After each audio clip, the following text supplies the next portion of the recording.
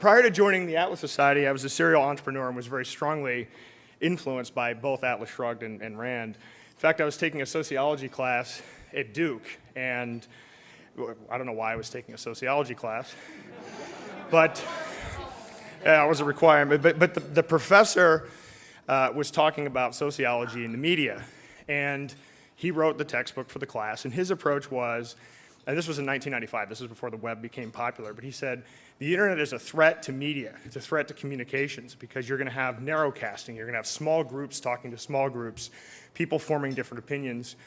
We really need to implement the BBC model and have a central voice so that we can all bond around a common theme and common information. So we had to write a 1.5-page paper responding to that point. I did that, and I sprinkled in some generous quotes from Atlas Shrugged and Rand. He gave me 3 pages of handwritten red comments. The last point he said was, if you have all the answers, why are you still in school? So I dropped out and started an internet company.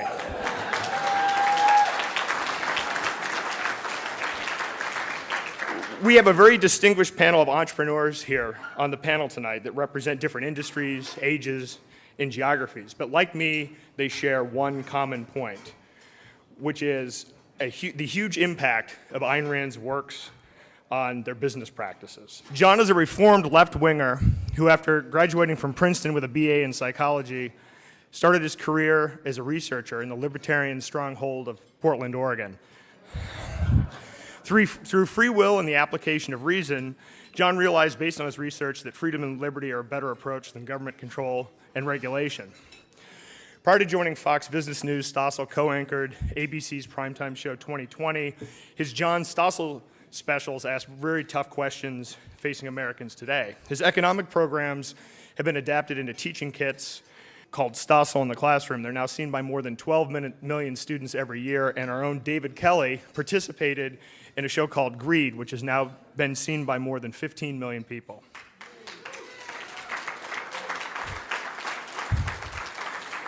John joined Fox Business News in 2009. He's the host of Stossel, which is Thursdays at 9 p.m. Eastern Time.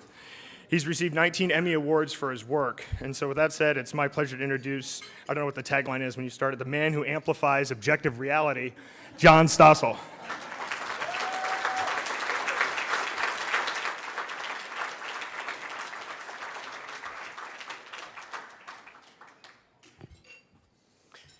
I read Atlas Shrugged when I was already on board. I wish I could say it was free will. I think I was just a lefty who had my eyes open, and again I was finally mugged by reality and had to see the truth. I think I read Atlas Shrugged as a kid. I don't remember. I read it as once I was already a libertarian, and what an experience of, oh my God, how could she know this then and say it so well so many years ago? Because every day I was running up against Wesley Mooch and Mermouch, or however you pronounce the guy's name. And even some of her language. So now I'm not finding my piece of paper here, which all right, but the name of the laws that is there, yeah, let me have that. Thank you, David. This is embarrassing. Yeah, there it is. Directive 10-289. All workers stay in their jobs. All businesses stay open. That just appeals to the average person. Not you. You're not normal, though. And of course, the message of the Atlas Society is that most of people are not of the kind of brains that you are to understand this stuff, and the way to maybe reach them is through storytelling, as she did. But just briefly, the laws, the preservation of livelihood law. Wouldn't that appeal to people in today's America?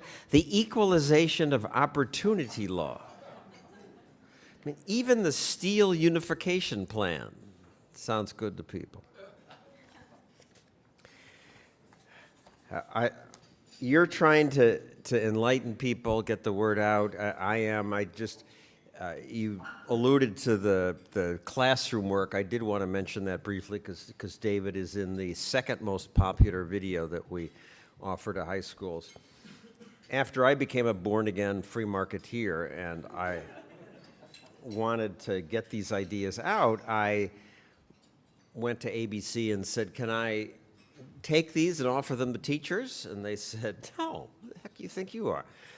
So I formed a charity, and we bought them from ABC and tried to sell them to teachers. And I thought, why wouldn't teachers want this? It was a way they didn't have to teach for a day. It would stimulate discussion.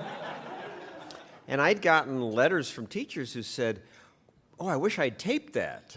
I want to show it to my students. Or I did tape one, and we played it in class, and it had a great discussion. It really stirred all kinds of good debate. I thought they would be into it. But again, my arrogance about the marketplace was wrong, and very few teachers wanted to spend their own money on it. And so we raised money and started giving them away. And gradually, it's built to the point that when it came time to leave ABC and go to Fox, for years people had said, why don't you go where you'd be more comfortable? It must be lousy to work at a place where everybody hates you.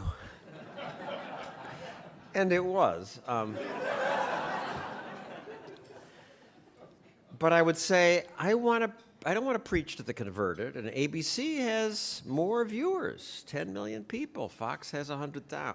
But by the time I left, ABC, or 2020, was down to 5 million. O'Reilly with repeats is up to 5 million. And I was happy to make the switch, even more so because Stossel in the Classroom is now up to 12 million. So every year,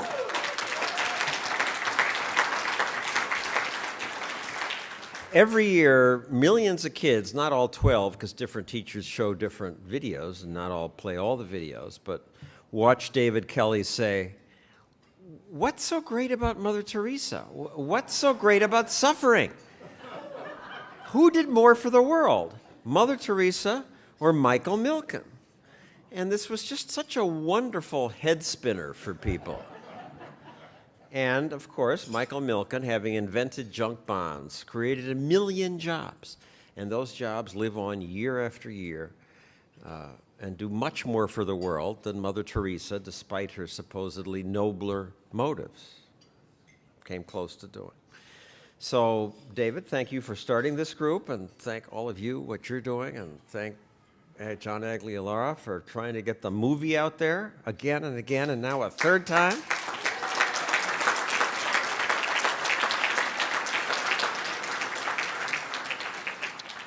Why don't I shut up and we start you introduce the panelists, and then we'll start the discussion. I thought we'd go for another half hour or so and then take Q&A or criticism from you folks.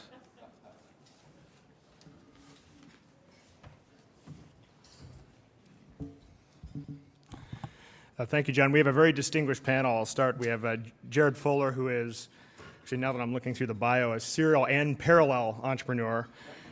He's simultaneously the CEO and founder of he's the founder of Market Aces, CEO of Red Spade, CEO of the Liberty Business Bureau, and recently co-founded and is the CEO of Job Hive, a job network, the first online job listing site to innovate in establishing eligibility and suitability before applicants apply for jobs.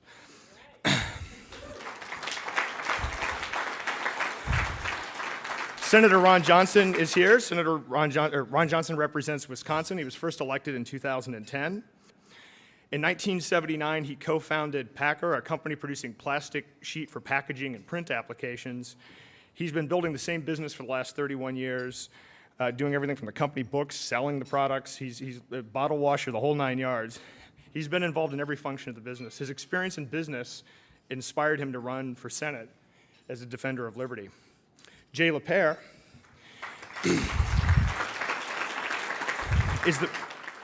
Jay is the president and CEO of Latrim. Latrim is a global manufacturing company based in Louisiana.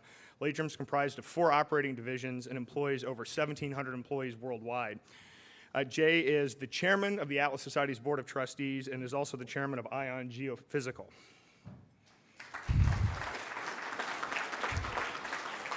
Dan Lever is the CEO of McDermott Corporation, which is a worldwide leader in specialty chemical services and solutions for the electronics, industrial, offshore, and printing industries. McDermott has a distinctive corporate philosophy emphasizing objectivity and success. Dan is also a member of the Atlas Society's Board of Trustees.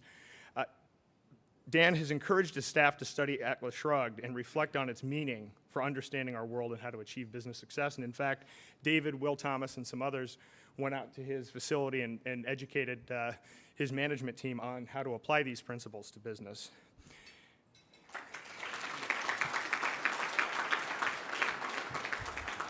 Victor Sperandio serves as the president and CEO of Alpha Financial Technologies. He's also a founding partner of EAM Corporation. He's known as Trader Vic to many of you.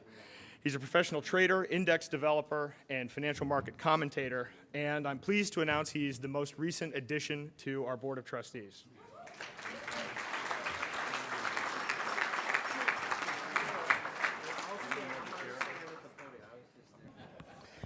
I just wanted to add that Mr. Johnson doesn't just represent Wisconsin. He's a flippin' senator. Isn't it great to have a...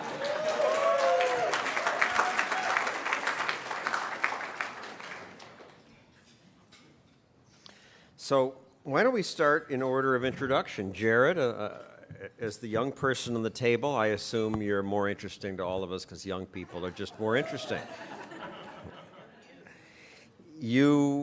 How did you discover Atlas Shrugged, and why did that matter? Like you, John, I came to Atlas Shrugged. I think once I'd consider myself a libertarian or free marketeer. I actually had the very fortunate experience of growing up in a family. My father started a sporting goods store about 25 years ago, and I saw him go through the trials and tribulations of running a business, and I helped him after hours, cleaning tools, cleaning pawn merchandise, etc., and came to the ideas through the likes of Henry Hazlitt. I read Economics in One Lesson when I believe I was 14 or 15, and it was within that next year that I'd read Atlas Shrugged. So I was actually in high school, and being in high school, reading Atlas Shrugged, Economics in One Lesson, I'm sure there's a lot of college students here. You're weird when you do it in college. You're bizarre when you do it in high school. So I've been a long-term libertarian, I guess you could say, an objectivist proper. I think what is an objectivist? Well, it's a libertarian applied, right? It's someone who's actually involved in business and understands the objective reality. And Rand definitely communicated that in a way that was unique and effective to me, but also my peers. I can talk Atlas Shrugged a lot easier than I can some Austrian economic principles like subjective theory of value or praxeology or catalactics. I think Rand does a very good job of articulating that. And most people don't want to discuss the economist theories. Right. And as I hear you talk about your background, this is one of our difficulties. Is it, when I get approached on the street by somebody, oh, I like your stuff. Of course, I live in New York. It doesn't happen that often. But the ones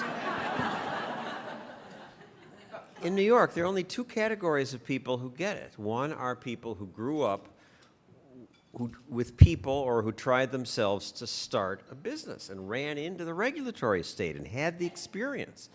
Senator Johnson worked in the plastics business. Somebody here is in the chemical business. These are horribly overregulated businesses, and you get mugged by reality. The only other people are people from Eastern Europe who lived under communism. I bet there are a bunch of them here. Any of you from...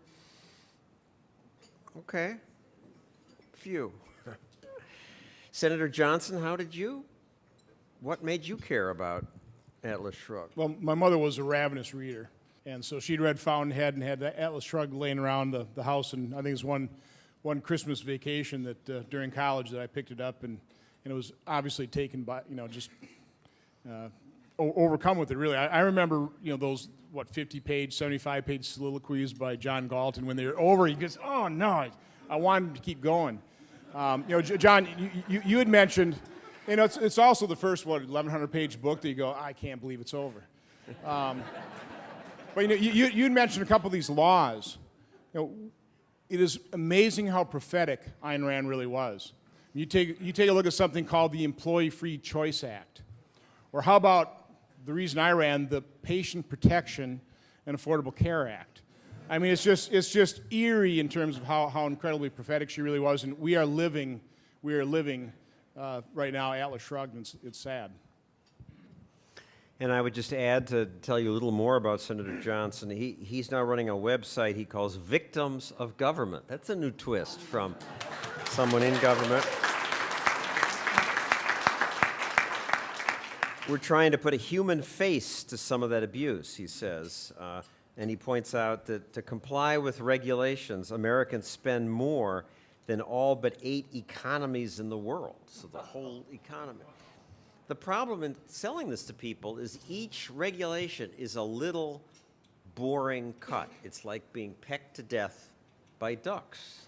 It's not even going to lead the Bill O'Reilly news. James, how did you discover this? I was a teammate on the basketball team in college.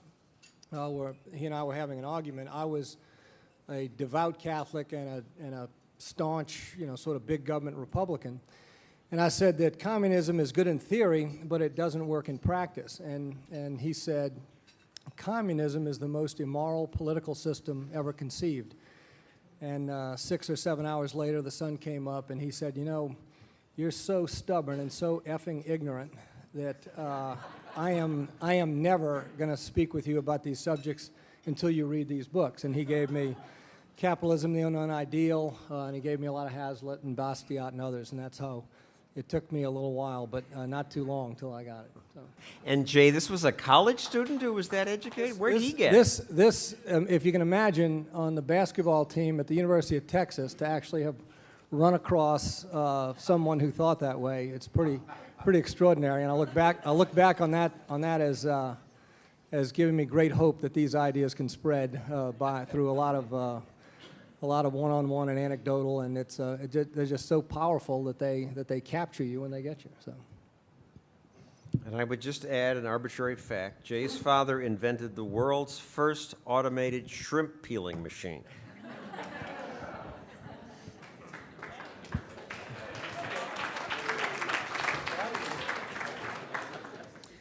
Dan?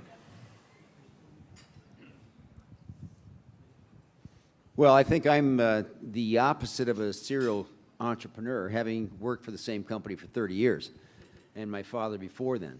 But I would say that we've operated in an entrepreneurial kind of fashion for all those years, and I was introduced to Ayn Rand much later than I was introduced to, if you will, objectivism-type philosophies. And so it was probably in my 40s before I actually read Atlas Shrugged. And I think I found that Atlas Shrugged just validated so many of the things that I'd been taught as a young man by my father. I thought I'd share something my father wrote. It's now part of what's called the McDermott philosophy, which is embraced by our whole company. He wrote this about the same time as Atlas Shrugged was published.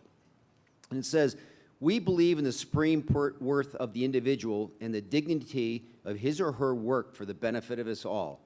We will pursue the opportunities for people to fulfill satisfactorily their own personal objectives and ambitions and reward them in proportion toward achieving the corporate objectives."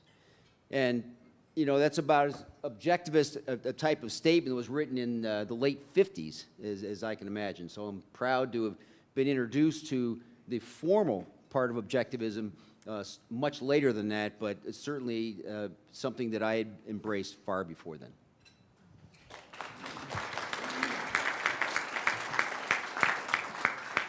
And Dan, if I could just ask you to clarify that philosophy and how it works in a daily business. I mean, John Allison says at his bank he uses Atlas Shrugged as kind of a guidebook. I can sort of see that, but when you say it's the philosophy, we believe in the supreme worth of the individual and dignity of his or her work for the benefit of all. How do you work that into a business? Well, I think the basic tenet is you optimize at the individual level.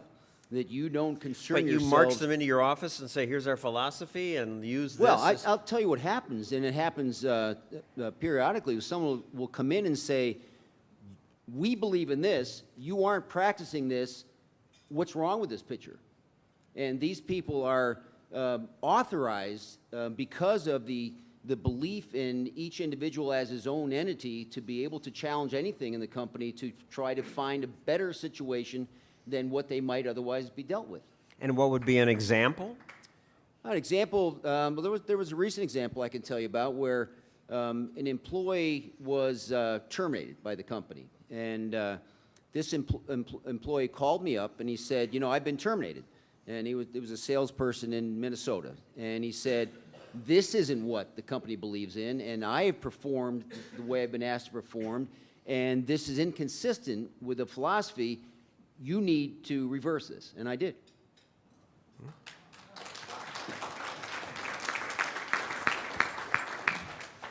And Victor, your last name is Sperandio. Did that relate to? Use the microphone. Yeah, it's a good name for Texas, where I live at the moment. But I come from New York. But It means faith in God. it so means not, faith it or wasn't hope. an Ayn Rand name. No, it has nothing to do with Ayn Rand.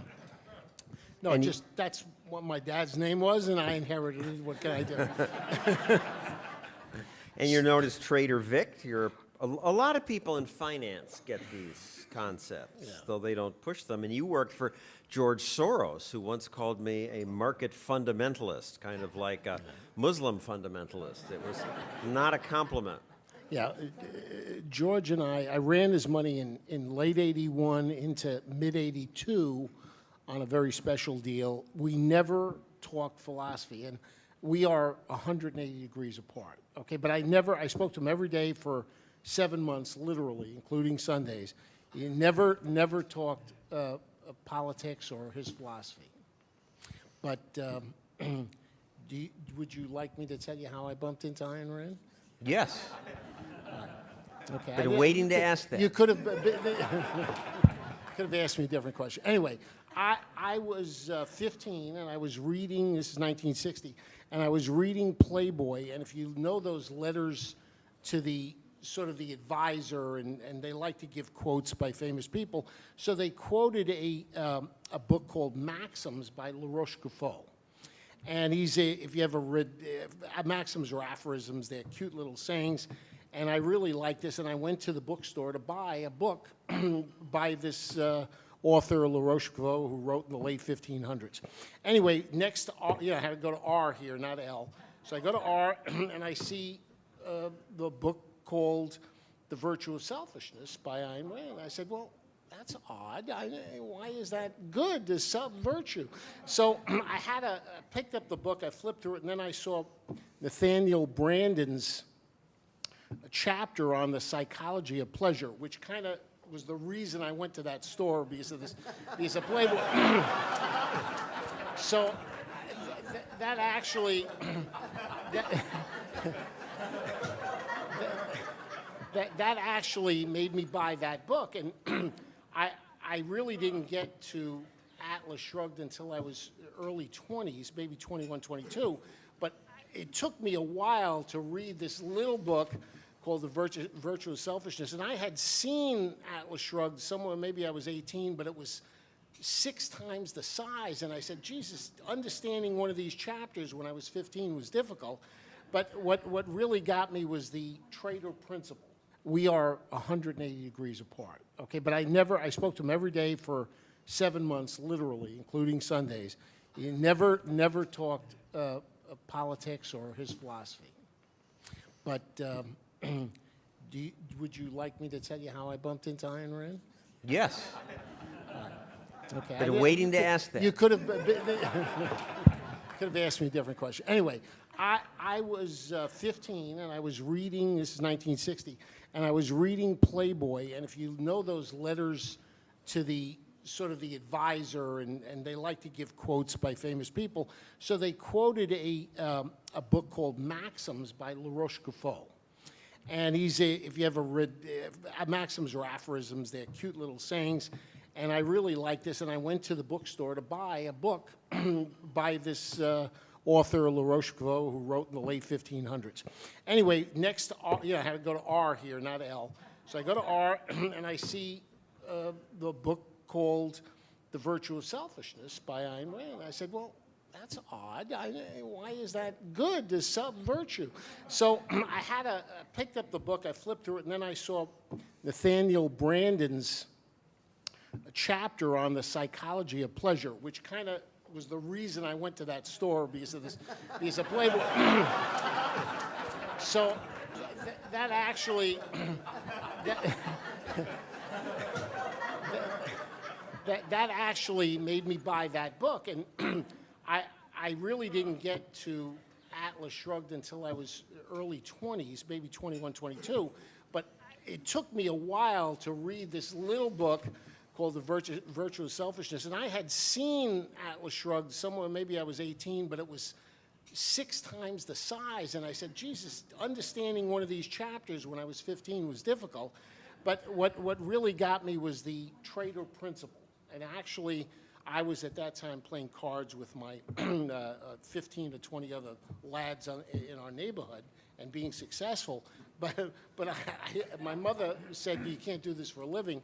So I got into trading, and part of how I got into trading was the love of the paragraph she wrote about the trader principle, that you don't take anything unless you earn it. And it was, you have to read it. I don't want to butcher the paraphrasing of it. But that's how I got into it. Then I read Atlas Shrugged in my early 20s. And I would like to go on and ask all of you, is there a Dagny Taggart and a Wesley, is it Mouch or Booch? Who can, Mouch, that you've run across in your business career? But just right before that, just to think about maybe for Q&A, I assume all of us, most of us in here have read the book and were touched. But some of you, maybe a spouse or a friend who don't know what this is about. What strikes me is I don't get the level of hatred she inspires in the left. I mean, you could not like it or you would not, but why the hatred? And I look back in 1957 when the book first came out, the New York Times Review. It howls in the reader's ear, beats him about the head to secure his attention. Loudly as Miss Rand proclaims her love of life, it seems clear that this book is written out of hate. I just don't get where they get this, but, or even more recently in 2009, after the housing bubble burst, a Business Week discussion, you'd think it was a joke with the global economy collapsing because of greed, that anyone might seriously turn to the purple prose of crypto-fascist Ayn Rand. This was when her book was up to 15 on Amazon. It was weirding them out. But just thoughts for future discussion. So, Wesley Mouch? Jay? Well, I can't recall a particular character that fits, in at least my business experiences, into Mouch's portrayal in Ayn Rand's books or novels, but I can recall a recent event with, it's actually immigration is a hot-button issue. I had 2 employees who are highly educated in the United States, meaning they came to the U.S., we gave them visas, we trained them, and they ended up working for my company on a dual work visa, right? So they could get their education and then work for me as technologists. They grew to have a very intimate knowledge of the software I was making, and I wanted to hire them full-time. So I applied for H-1B visas, and this cost to me was not a small cost, especially for a small software company. It cost me about $10,000, and I applied within the first 24 hours for H-1B visas. The first 24 hours was not enough. They're being shipped home. Well, one of them is already back in Thailand. And I think to myself, well, what is the purpose of that? I mean, for all intents and purposes, these are Americans who were trained here, they were educated here, they speak English, they're fantastic individuals, and I'm not saying to open the borders and let the floodgates in, immigration issues aside. It was an employee whom I actually adored, did a lot of work for me, and was providing a lot of value to my company. So instead of allowing me to hire them, they shipped them overseas, and now I pay them salaries overseas. with a $10,000 waste that I spent that I could not get H-1Bs in 24 hours. So I have to wait a year to apply for another H-1B. Now I could try and get a special type of visa, which would involve more money and more time and more bureaucracy. But that would be like the Wesley Mouch figure to me. You're just trying to save money by not hiring an American.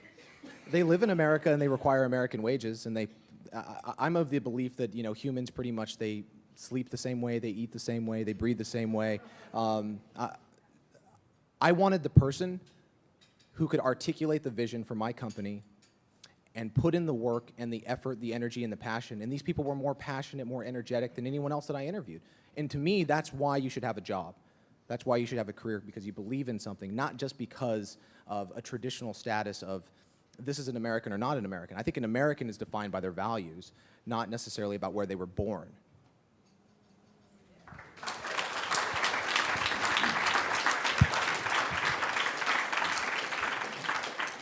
Senator Johnson, who is Wesley to you, except for all your colleagues? You stole my line. No, I mean, I serve with a bunch of them. That's pretty obvious. Dagny Taggart, on the other hand, I mentioned my mom. Her nickname was Sarge. My mom got pregnant very young, always wanted to go to college, couldn't as a result. So that's why I think why she was such a ravenous reader. As soon as she'd raised us so we were going full-time to school, she started working. She would do piecework at a place called National School Studios, eventually Life Touch. She would go in, she'd get up about 3 o'clock in the morning, go in there, she'd work 12 hours a day because she wanted to buy something. She was a consumer, but she also wanted to provide for us. And of course my dad worked as well, but my mother was just an unbelievable person. You just couldn't ever put her down, you couldn't ever dampen her spirit. And so she was pretty inspirational, but yeah, I mean, it is, by the way, it's Wesley Mooch. I think it's pronounced Mooch. Yeah. And yes, I serve with a bunch of them. And if I could just follow up, being in the Senate now, where you're in government world, do you run up against people that you just can't believe that they think in this bureaucratic fashion, or do they, I guess they don't have the nerve to say it to a senator, but that they are offended by your idea of laissez-faire? Well, I mean, let's face it. This town is an alternate universe. I mean, this is just a very strange place. A lot of people ask me, "Are you surprised by anything?" I'm surprised about a lot, but my most recent answer is: you take a look at public opinion polls. Congressional approval rating, what, 9, 10, 13%? By the way, it's too high. But I really believe that's basically the approval rating of this place, of the federal government. So here's what surprises me. So America has that common sense notion that this place is dysfunctional. It's inefficient, it's ineffective, and yet you have a majority of Americans that continually vote for politicians that are dedicated to growing it. I mean, that is a disconnect that I simply do not understand. And by the way, this is about, it's a political process. You have to inform, you have to persuade, you have to win the argument. That's our job. John, I applaud you for doing what you're doing in schools and what you've done in broadcast media. There's not enough of us out there yet. Each and every one of us has got to be that force multiplier. We've got to point that out to the American public that do have a real distrust of this place, a healthy distrust. They've got to actually vote that way as well.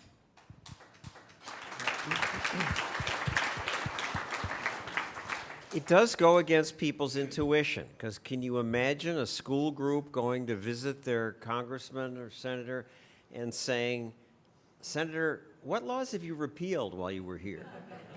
It's all about what laws did you pass? How did you add to the regulatory state? Jay, do you have a Wesley in your life? I don't have one that's personal, but I have one that I think everyone will relate to. Lois Lerner, does that ring any bells here? If I understand right, she was at the Federal Election Commission for years before she moved to the IRS, and what she was doing there was doing the same thing, harassing the kind of organizations that were opposed, that she was opposed to. I had some minor experiences, but mostly they're not manipulators. They're mostly just amazingly lazy people. We we've had products that we put in and someone based on a design, let's say from OSHA, and then in order to comply with safety regulations, and then the person from USDA comes in and says, no, the sanitation guidelines that OSHA gave you are now violated, so we're going to cite you. And you say, well, then if I make the repair, then I'm in violation of the OSHA standard. And that's the kind of thing that you run into. And they would say, that's not my problem. You know, that's your problem. And we had a guy from the Navy when we were trying to get an alternating tread stair approved, and I will paraphrase as best I can. He said, that stair is a man-eater. And I said, oh, where have you walked on it? And he said, well, I haven't. He said he'd seen pictures of it, and he knows it's a man-eater. And I said, well, if we had 20,000 units out there for 20 years with no incidents, would that change your mind? He said, nope, that stair is a man-eater. And I said, so the current stairs where people are being injured on Navy vessels and these problems, and he goes, that is not my problem. I didn't approve those stairs. Those were regulations that were in place before I came in. And he said, I do have one hope for you. And this was, I had come up to D.C. and we didn't have any money at the time and working. He says, I'm going to retire in about 7 years and maybe you'll get it approved. But until then, that's where it is. And I said, well, listen, and then he said, oh, and I need to leave now because it's 3 o'clock and I need to leave to catch whatever. And I said, well, listen, can't you just stay a little longer? Can we figure out? He says, nope, come back tomorrow. Stayed over, came back tomorrow, no improvement. So that was it's mostly just, we don't give a damn. That's just mostly what you find. That wins my award for most Wesley-like experience so far. And just because you brought up OSHA, it's a good example of what we're up against, because OSHA makes sense to people. OSHA stands for Occupational Safety and Health Administration. And whatever you think of free market benefits, the politicians can say to people, the factory owner has no incentives to make his factory safe. He just wants to make more money. And so we have to have some basic rules. And so they passed some basic rules, and it was this thin, and the Congress voted for it overwhelmingly. And now, of course, it's this thick, and even the specialists can't figure out what's in it.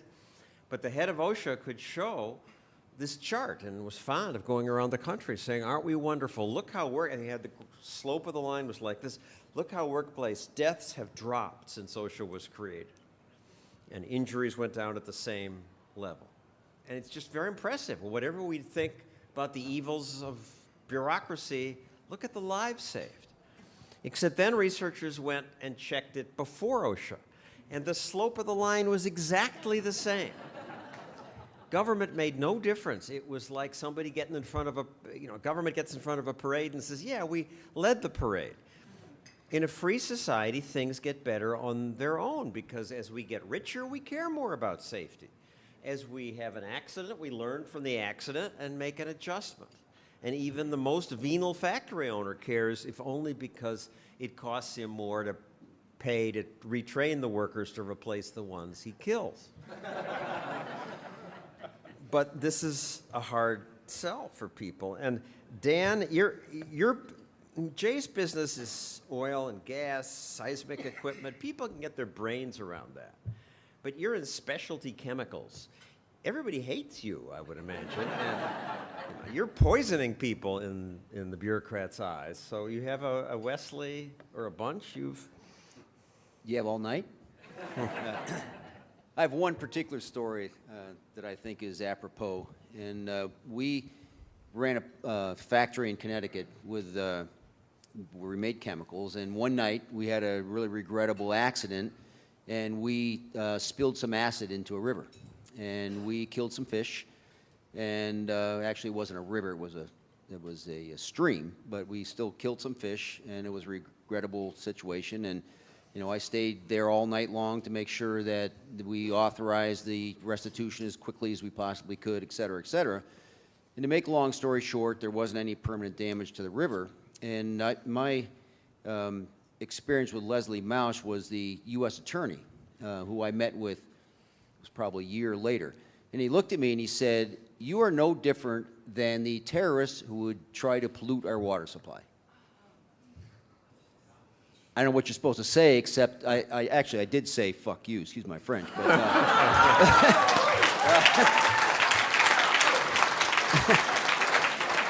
And we ended up being tried criminally, and we're guilty because the laws are written such that it's impossible to defend yourself from that. And then I went on strike, moved the company out of Connecticut, closed the factory, and that's the end of that story.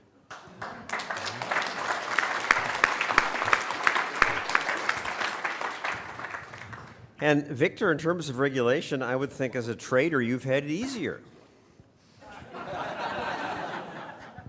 All right. Seriously. I've got the... Try making chemicals. That's tougher. Well, different people, but the same problem. I was in the derivative business. In 1968, I started trade options. In the 70s, I traded futures and this complex world of derivatives. So in 1971, I was the 27th dealer, put and call dealer in the United States. Within 6 months, we were the biggest put and call dealer in the world. It was one idea, but one thing I did was we gathered the trust of a fellow named Irving Eisenberger. I remember these names, they're kind of interesting. And he had a liquor store chain in the Bronx. He sold his liquor store chain, moved to California, became a hedge fund manager. This was in the early 70s, and OPEC, of course, went on, put their embargo in 73, and he started to buy a company called Vetco Offshore, which was a driller. It never not had a 20% growth quarter. I mean, this thing, everybody was drilling, buying their drill bits, and this stock was just going straight up, and he was buying call options, and I was selling massive amounts to him. Now, he used everybody, but he used me more because he trusted me. Okay, fast forward, he owned more than 50% of the company in options, which, by the way, wasn't against the law because he didn't have ownership of that, so he didn't have to declare anything. They actually changed the laws because of this guy. They called it the Williams Act, where even if you own the potential, you now have to declare that to the SEC. All right, anyway, we get reported for all the volume we're doing by the specialist in Vetco, and we get investigated. Now, since we did so much business, you could imagine they send a few people in to look through these tickets. And let me emphasize, I've been in Wall Street now 47 years. I've been trading for 45 years. I've run money for all kinds of individuals, including guys like Soros, and I've never been sued by anybody because I really believe in integrity and honesty, and we do not, I didn't front run, which means buy stock in front of people, and we kept everything to the book. So we get investigated. Nobody did really anything wrong. Irving just liked this company, went straight up, made a fortune on it. But I'm called by the SEC as a target. I hire a guy named Ken Bialkin, who's a very expensive lawyer, and we come to Washington. And I had up to that time spent $250,000 in 1973 dollars. Now, by the way, that's a 4.2 compounded rate in inflation if you wanted to figure out how much that was, which is basically 6 times the money. So if you want to know why the middle class is hurting, because you got to make 4.2 to be exact, to keep up with the wage rates and plus taxes. But in any respect, I meet a fellow, and here comes Wesley. His name is Stanley Sporkin. Now, Stanley is a judge here in town, if he's still alive. Anyway, I'm there with my lawyer, and by the way, if you go to court, you go before their judge. This is called an administrative law judge, who is appointed by the SEC. It's a little bit of a handicap to get a free trial, if you know what I mean. He says to me, Victor, I'm going to quote you exactly now. We know you're a good guy, because of course we didn't make anything but our spread on the options, which was $25. It was actually very low. And he said, but we have to give you a parking ticket, as he used those words, because we put so much time into this case. I said, but Stanley, I'm innocent. yeah, but that's not going to be good. Now, there's three of us in a room, the lawyer and me and him. He said, but that's not going to look good for our budget. So you got to understand that. I said, well, what's going to happen to me? He says, well, look, you have to sign this consent decree, but you can write it. It's make-believe. Nothing, you can make up whatever you want. That's not going to happen because most of these degrees you get fined.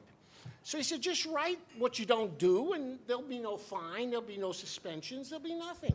So my lawyer says, Victor, we can beat this case, but it'll cost you another $250,000. If you do this, since you're writing the decree, nothing will happen to you. So I took his advice, because again, now we're talking $1.5 million at the time. I was only, at this time, about 28 years old. And we basically,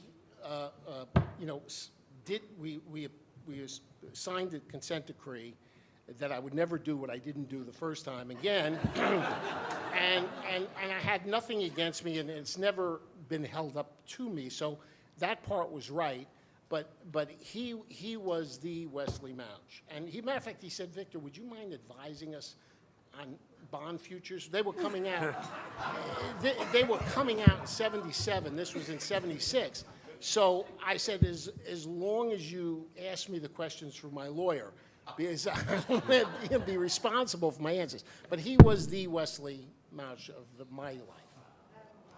Judge stands as judge now. And David knows him. And Victor is a trader. He's known as Trader Vic. And I always thought, from what I learned from people like you, is that the traders, in their own self-interest, create good things for the rest of us because you steer capital to its best use, and that benefits everybody. And this is a good free market argument. But I'm going to go after this back to New York and spend the rest of the weekend with my brother-in-law as a former hedge fund manager. And when I try this argument on him, Michael Steinhardt, he says, nah, this is garbage. We're just making rich people richer. We aren't doing anything good for the world. I wonder what you say to that. Well, I know Mike. So I know him. He knows me fairly well. But now you know him through Wisdom. Now he's running an index fund, right. And that's doing good for the world. Well, the answer I would get is he, in his essence, was a moneymaker. He's one of the best hedge fund trader managers in the world at the time. He and Soros and Julian Robertson had 30% a year returns for many years. He was extremely good. And I think he was really not, if you talk to him about philosophy, although he's a very intelligent man, he's not going to come up with much of the philosophy that this audience would know. And you said it exactly correct, John. When you have people who trade money, they provide the capital to businesses that are starting, and basically that's what creates jobs. So he may not know it. If he was sitting here, probably slugged me for that. But he's basically providing capital. And yes, he's making money at the same time. He did most of the years. But he is providing jobs of the future by financing businesses, by giving them money. Thank you. And let's just go through the group again with one last question and then open it up to you. Dagny Taggarts you've run into in your life, Jared? Besides yourself, of course. I would hardly compare myself to a Dagny. There's been many people I've had the fortunate experience of working with in my young age, and in technology in particular. I mean, I think we live in a very unique age, and I think sometimes as objectivists and people who believe in the philosophy of objectivism, we become blindsided to the great things happening around us. Look at Steve Jobs. By most subjective measures of what is cool, the dude wore a turtleneck and sneakers on stage, and he's generally older, but was revered by the youth. Or let's look at a Mark Zuckerberg, who curly-haired, college dropout, and fairly goofy public speaker, but loved and admired with a product that 1 billion+ people use. Now, that's not to say that they are ideologically aligned, but we can look at examples of people who are fairly close, like an Elon Musk. The other day, I had an individual try to criticize me like, we have a bigger problem because all of the areas that matter, like education, defense, et cetera, you can't innovate in because the government kind of has the stranglehold. Well, look at SpaceX. This was a completely unprivate industry, right? There was zero competition. And you had a guy like a Hank Rearden and Elon Musk come in and completely change the game. I think that's important. We have successes on our side, and we need to recognize them. There's Hank Reardens all around us, and I think we've done a poor job of not only, we focus a lot on the problems of the world. I mean, the Fannie Mae's and the Freddie Macs, everyone knows they're bad. But why is BB&T great? I think we need to focus more on why our message is great and find the Hank Reardens, the Dagny Taggarts, and herald them for the great and fantastic work that they do. It's too bad Elon Musk takes all these subsidies for his electric car business, but Senator? Well, I already gave you Dagny Taggart, so I'll give you my own Wesley Mouch story then. My business is plastics, so each piece of equipment we install is about a $2.5 million piece of equipment. And we had a local electrical inspector. He has the power to give us the operating permit. Can I just stop you? What is a $2 million piece of plastic? No, plastic equipment. You know, so it's a big old machine. It's about as long as this room. Costs $2.5 million. So this electrical inspector comes in to give us, do the inspection on giving us an operating permit. And he asks, is this machine UL approved? Like it's a hair dryer, a blender. It's, got the little tag on it. And this is, by the way, our 9th extruder. We've done this, 8 times and never been asked this before. And we said, of course not. It's not a hair dryer. It's a plastic extrusion machine. He said, well, it needs to be UL approved. You're kidding me, right? No, he wasn't. So that began I would say about a 6-month process of us going to every one of every little component of the suppliers, down to little fuses, to get the suppliers of those component parts of a $2.5 million piece of equipment to justify and get UL approved. And we had to go to Chicago and get this machine, $2.5 million piece of equipment, UL approved. It cost about $70,000. And let's face it, what could we do? We couldn't refuse because this man held in his hands the power to just really deny us the ability to utilize $2.5 million piece of equipment. That, by the way, our customers were screaming for the product. So that's my, out of order, my Leslie Mouch story.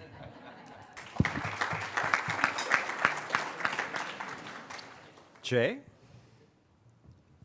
Rand's heroes were larger than life, and I don't think I've run into Dagny's, but I would say that the idea is one. Her ideas are not larger than life. Her ideas are available to all who choose to embrace them. And what I think I've seen is when people get exposed to these ideas, when they get inspired, as I was inspired by reading Rand, the part that spoke to me most deeply was the achievement and the idea of taking pride in what you do.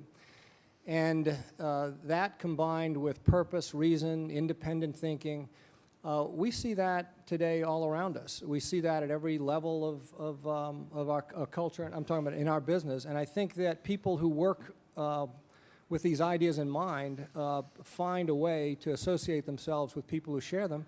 And the end result is you build a tremendous sort of culture where what's expected is to think independently, to challenge, and to really speak your mind. And I think that's, to me, even more powerful than what I'll call the genius effect, because the geniuses have an advantage in that they can actually see it. It's crystal clear to them, and I don't mean that it's easy, but it's so clear in their mind. My father was a little bit that way. It didn't matter what others thought. It only mattered to him what his own view was, and he could see technical and mechanical things better than others. But people who actually work at it to think independently, that's what I think inspires me most about Dagny's and the way Rand conveyed those ideas. And one odd question, since you're in the oil and gas business, suppliers to oil and gas, is it self-serving to say Charles Koch is a Dagny? In some way, I could think that he's more than she, because she just was running her business, but he's believing in the principles and fighting for them. Yeah, I think that's certainly fair to say that And that Koch- taking yeah, big heat for yeah. it. And he's been an advocate for freedom, and he has pushed for what I think would and suffered for that as a result of his principles in public. Yeah. Dan? I met this couple that remind me of the principles, and they run a charter school in Pennsylvania. And it's a fascinating story. They started out with one charter school, and they build a school with their own money, brand new school. They get paid 75% of what the school district gets paid. And this was about 12 or 13 years ago. Today, I think it's Chester, Pennsylvania, they have 10 schools with 3,000 employees, or 3,000 students rather, all of which that are achieving it far, far higher than the rate of the public schools, and they make $2 million a school. Profit.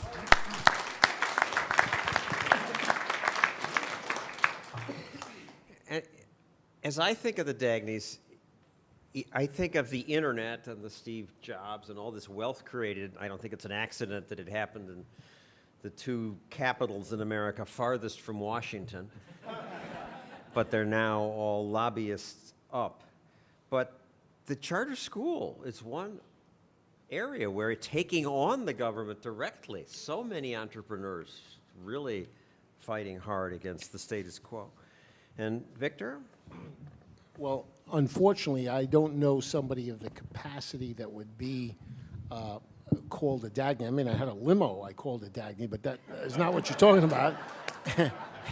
But in thinking of a woman, I would agree with you with the Koch brothers, but I will tell you a story of a woman trader. We were all independent traders for a company called Interstate Securities back in the late 70s, early 80s. And you had your own little business and that you were financed through Interstate. And if you won $1, you'd get 50 cents. And if you lost $1, you'd have to write a check for 50 cents. So anyway, this one woman trader who was extremely good, let's call it Carol, because that's her first name, but rather than give her last name here. But anyway, when a we did huge business, huge. We turn over money 3-4 times a day. So whatever your quantity of money line of credit was with Interstate. So in any respect, when a floor broker makes an error, he can't keep the money himself. Now, if it goes in his favor, he can't keep it. If it goes against him, he has to write a check. So what he would do is give the money to the people who's giving him the most business, just as sort of a thank you. So anyway, he had an error, and he gave Carol it was $26,000. That was this error. And he, as I say, couldn't keep the profit himself. So she said, no, I didn't earn it, I don't want it. Now this is like 1981 or 2. I mean, because she didn't make the trade, she wouldn't accept the money. Now, he was going to give it to somebody. And believe me, somebody took it. But I always thought that was as principled an outlook on life as I've ever heard. And that is the trader principle, where you only take what you earn and you don't get what you don't earn. So it's a small story. It's not the image of a Dagny Taggart, but it certainly provides the principle.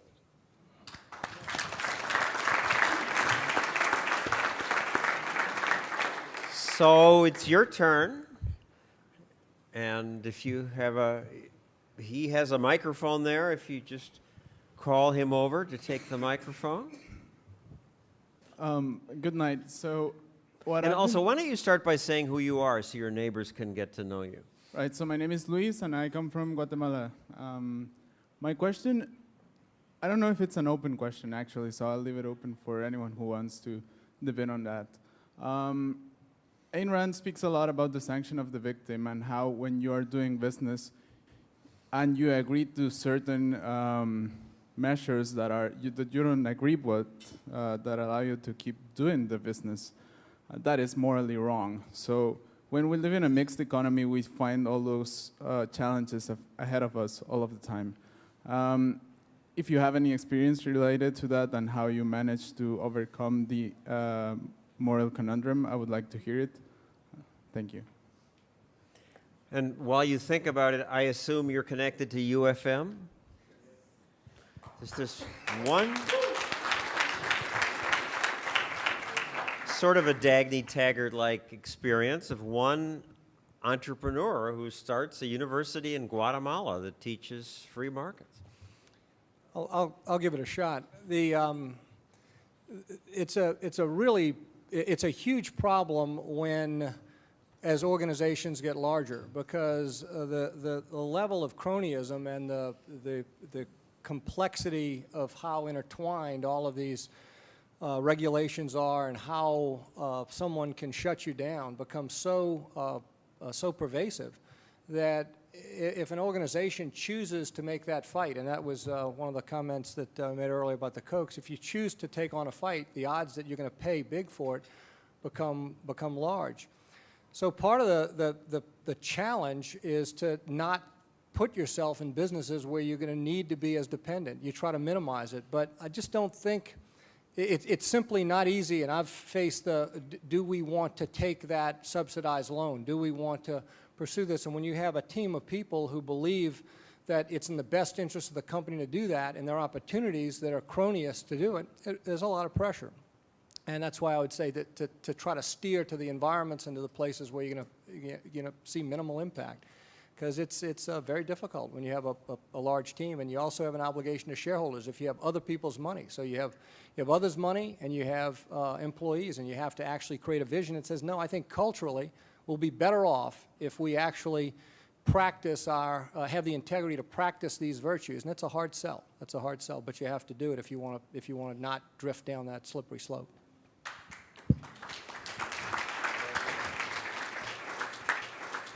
You know, I believe you have principles or you don't. And there's been a myriad of times where I've just had to say, no, we're just not going to do that. I understand the benefit. I understand that it's going to hurt the business, but no. And I believe at the end of the day, we've done this now over 30 years, that people respect that. And as a result, we have a following that we wouldn't otherwise have had we not made a myriad of those decisions over 30 years. But like what? No, we're not going to take that subsidy? No, we're not going to play with reserves on our balance sheet. No, we are going to reserve fully every liability. We're not going to play with reserves from quarter to quarter. It's a good example, which almost everybody does. We're not going to give guidance to Wall Street how much we think we're going to make next quarter to the penny or two, which often means that as soon as you say that, you've started down a slippery slope to say, I'm going to cook the books in order to make that penny or two come out. Just say, no, we're not going to do that.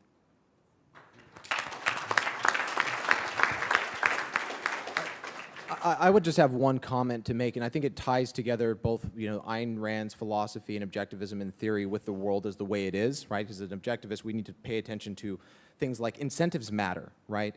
So for an entrepreneur who may be short-sighted insofar as they take money, right, that might be morally questionable, right, the fact that that system exists, I think, is more of an egregious offense than that person following their short-sighted self-interest. I think the moral burden is really on our system and less so on someone like Elon Musk, who took a federally subsidized loan, which they paid back in full with interest 8 years early and is the only car company to do so, which I think is worthy of applause.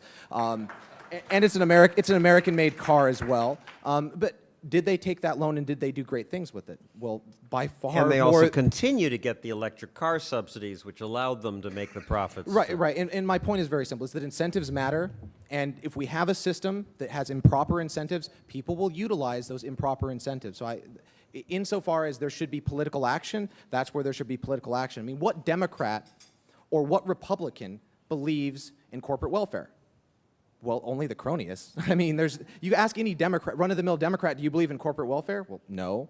If you ask any Republican, no. Then why do we have it? It's because the people with the power have the money, and have that ability. I think we need to focus on that as well. Our system has a problem. It's not just the actors, it's the system. In other words, don't hate the player, hate the game. Bullshit. Dan wants to add something to that. Bullshit.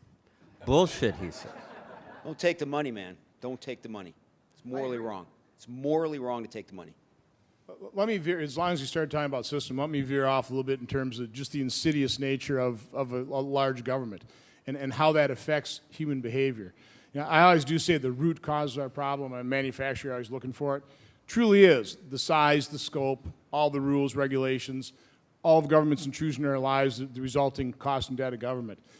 How that plays out morally, just think about when you've got Social Security. Understand why they use that word security.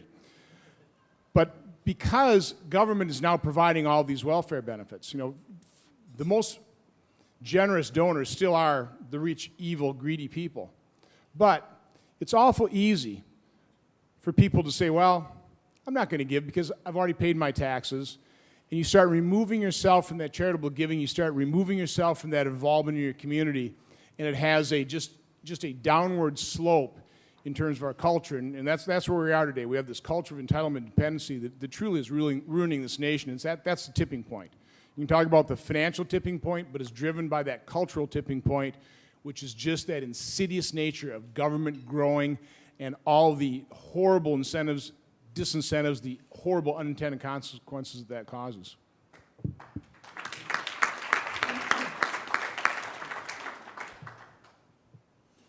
Hi, Walter Donway.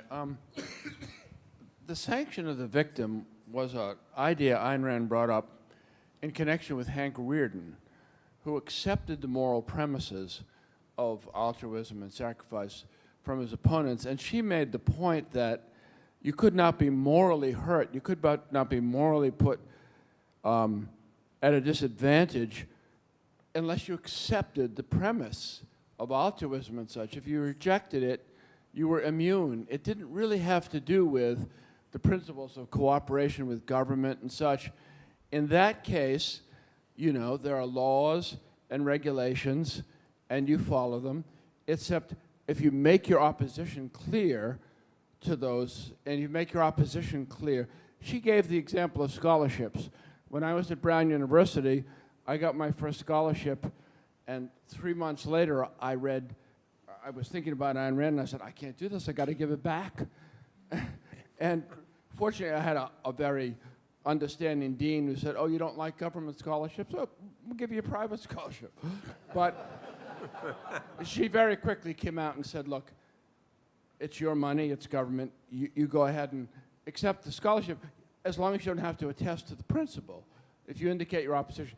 But you're not talking about sanctioning the victim here. The sanction of the victim here is simply being morally hurt by the assertion of a moral attack because you accept the same morality. And she said to Hank Rearden, reject that. And Francisco said, you know, it is against sanction of the victim that I come to warn you.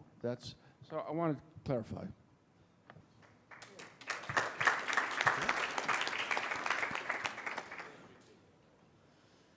So we have one more or a couple more? Or? Sure. Rushing with the microphone. Thank you. Hi, I have a question about the economy for Mr. Sperandio. Gold has been known as a hedge for inflation, but there has been some structural deflationary forces in the economy, like the real wages deflation and some other factors as well. And what's your outlook on gold, given this current recent correction? And I welcome that question. I welcome that question. Thank you for asking. First of all, you know, gold has gone up 12 years in a row, and it has sold off recently. But when people refer to gold as selling off recently, everything is sold off. Every metal, precious metal and industrial metal. I mean, copper is near a 4-year low. So you're in a worldwide slowdown. China, a big buyer of precious metals and industrial metals and everything else, and they're having their problems. India, Brazil recently. So the world is in a slowdown. The U.S. thinks it's growing at 2%. And, you know, I just want to say it's a pleasure to be on this platform, because when I see the TV and I see this gentleman, senator, on TV, it makes me smile, and that's the only time I've one or two of him on TV, and I'm forced to watch it. But getting back to your point, so, so gold is the ultimate hedge against chaos and inflation.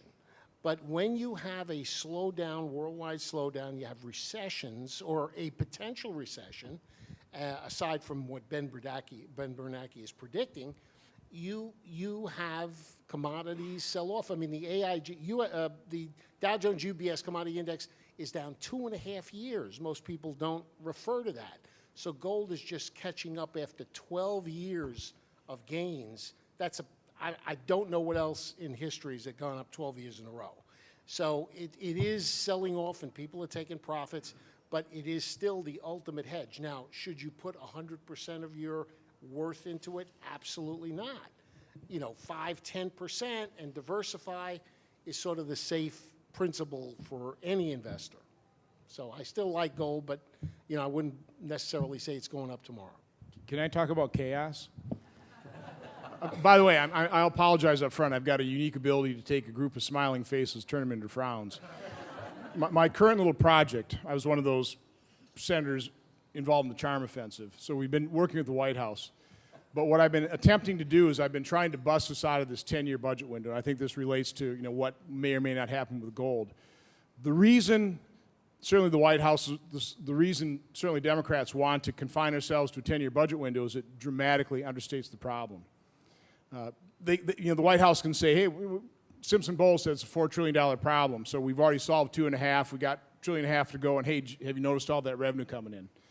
If you just take basic CBO estimates, expand them to 30 years, that's what we really have. We have a 30-year demographic problem. I mean, guys like me, we're the baby boom generation. We're going to move into retirement. We're going to start sucking down those benefits that government promised, but they made no provision to pay for. If you do that, and we've run some projections now. And we rudely refuse to die. Anyway, if you take a look at projected, and this is you guys, this is very conservative, somewhere between $72 and $107 trillion were the two projections we made for deficits over the next 30 years. $72 to $107 trillion. It might affect the price of gold. Yeah. Not only do we not want to die, we want all the best medical care that Medicare has promised us. Yes, sir. Hi, my name's Nathaniel. I'm a student. Since I came to Objectivism through Fountainhead, I had a Fountainhead-related question. There's that moment where Rourke basically has no business, and he just goes to his office day after day for what appears to be no reason. And I was wondering, have any of you had that moment in your experience, and how did you keep going to your office day after day? I actually have a bunch of employees here, and they can kind of attest to this, especially during our early days, where we wouldn't leave the office, or me in particular, literally for 72 hours at a time. I mean, not sleep for 3 days. So how did I keep going when we literally didn't have business? Copious amounts of caffeine. I mean, Red Bull, Monster. I think I should have like a corporate sponsorship with like a Red Bull sticker on my back, like powered by Red Bull. No, I mean, for a long time with my marketing company, like everyone would say, well, we want to see your client history. You know, you sound like you know what you're talking about. You are a very articulate marketer, but where are your successes? Well, I don't have any. So it was this relentless pursuit of trying to prove a point that was basically unprovable. We had to sell ourselves in ways that were just totally outside of the box. So I could relate to Rourke insofar as I really wasn't making money. We were hemorrhaging cash every single day. Every day I kept the doors open, it was at a loss. But I think the unique thing about the entrepreneur and the figures more like Dagny and Reardon, but in some respects Rourke, who is a slightly more flawed, well, obviously more flawed character, is the drive, determination, and desire. I call them the 3 Ds, and I inculcate that in every single business. I mean, you have to have the drive to push through the failures, the determination to see its success, and then the desire to want only the best possible outcome. And I think that's very prevalent in people who I would call entrepreneurs or self-starters, or even employees who would go above and beyond. And I think that's very important. A lot of people don't focus on that issue. You're all businessmen.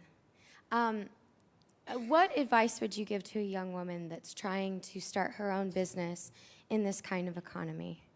What kind of advice could you give to me? Thank you. Marry a politician.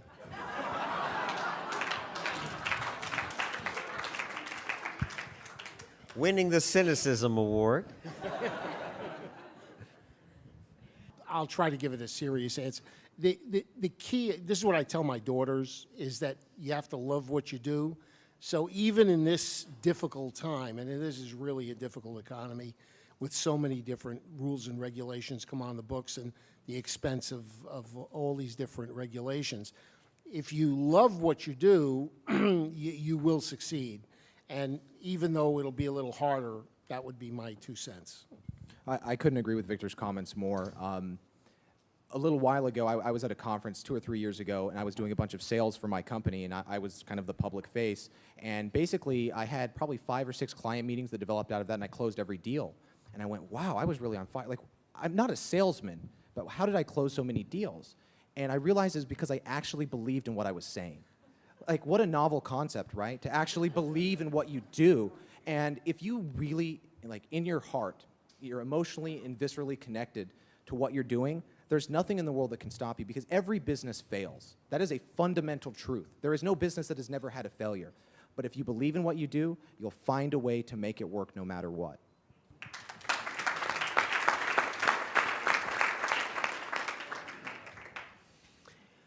And on that note, let me just close with one thought on the difference between our world and Atlas Shrugged. It's pretty hard to go Galt. We got Michael Strong trying in Honduras to build a government rule-free society and all getting close, but not there. I think they're going to come after my bitcoins. We can't drop out. We need to try to influence the status society. Thank you for trying.